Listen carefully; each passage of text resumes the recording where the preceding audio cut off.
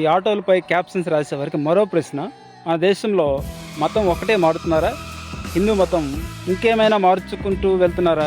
మతం మార్పు చెందడం అనే విషయానికి వస్తే బ్రాహ్మణులు ధర్మం పేరు చాలాసార్లు మారుస్తూ వచ్చారు.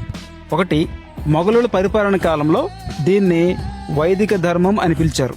వైదిక ధర్మాన్ని ఎలా మార్చుకుంటూ వచ్చారో చూడండి. ఆంగ్లేయుల కాలం వచ్చేసరికి దీన్నే ఆర్య ధర్మం అన్నారు. మారిందా? వైదిక ధర్మం నుంచి ఆర్య ధర్మంలోనికి మారింది. తర్వాత 1917 తర్వాత నుంచి ఈ వైదిక ధర్మాన్ని హిందూ మతంగా మార్చారు. ఇప్పుడు అంటే 2024 నుంచి సనాతన ధర్మం అని పిలవడం ప్రారంభించారు.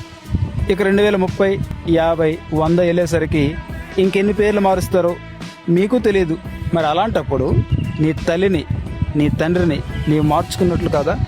నీ ధర్మం పేరు మారుస్తున్నప్పుడు, నీవు మారుతున్నప్పుడు నీ తల్లి, నీ తండ్రిని నీవు మారుస్తున్నట్లు కాదా?